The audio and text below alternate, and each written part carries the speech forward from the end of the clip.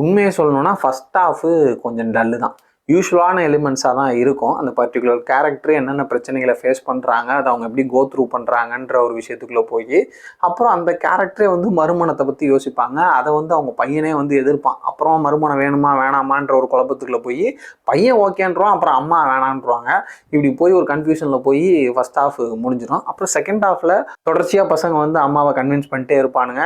அப்புறம் அதுக்கான விஷயங்கள் நடக்க ஆரம்பிக்கும். அதுக்கிடையில் வந்து ஊர் மக்களும் சொந்தக்காரங்களும் வந்து பிரச்சனைகளை கொடுப்பாங்க. இது எல்லாத்தையும் ஃபேஸ் பண்ணி எப்படி கடைசியில் கல்யாணத்தை நடத்தி முடிக்கிறாங்க அப்படின்றத நல்லாவே பண்ணியிருந்தாங்க. கம்பேரிட்டிவ்லி ஃபர்ஸ்ட் ஹாஃபோட செகண்ட் ஹாஃப் கொஞ்சம் ஃப்ரெஷ்ஷாக இருந்துச்சு, இன்ட்ரெஸ்டிங்காக இருந்துச்சு, முக்கியமாக என்டர்டெய்னிங்காக இருந்துச்சு. பட் ஓவராலாக ஸ்க்ரீன் பிளே வந்து போரிங்காக இல்லை, பட் இன்னும் கொஞ்சம் எங்கேஜிங்காக இருந்திருக்கலாம். குறிப்பாக ஃபர்ஸ்ட் ஹாஃப்.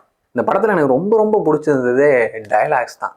ஒரு டைலாக்ஸும் அவ்வளோ அருமையாக இருந்துச்சு. குறிப்பாக சொல்லணும்னா, உனக்கு தான் 2 காது கொடுத்துருக்காங்க, 3வது கடத்துக்கு போய் நோண்டுற அப்படின்னு ஒரு ஃபன்னாக வரக்கூடிய அந்த டைலாகாக இருக்கட்டும். அப்புறமேலு அந்த லேடியோட அம்மாவே வந்து கேட்கக்கூடாத ஒரு கேள்வியை வந்து அவங்க பொண்ணை பார்த்து கேட்பாங்க. அதுக்கு அந்த பொண்ணு ஒரு ரிப்ளை கொடுக்கும், தரமான ரிப்ளை. அதுக்கப்புறம் கிளைமேக்ஸில் வந்து வாளாவெட்டின்ற வார்த்தை வந்து ஆம்பளைக்கும் பொருந்தும் அப்படின்றத ரொம்ப அழகாக வந்து விஜய் ஆண்டனி சொல்லிப்பாப்புல. ஸோ இந்த மாதிரி டைலாக்ஸ் வந்து படத்தில் வந்து எல்லா டைலாக்ஸுமே ரொம்ப ரொம்ப சூப்பராக இருந்துச்சு. இந்த படத்தோட ஒரு பிக்கஸ்ட் ப்ளஸ்ஸே வந்து டைலாக்ஸ் தான்.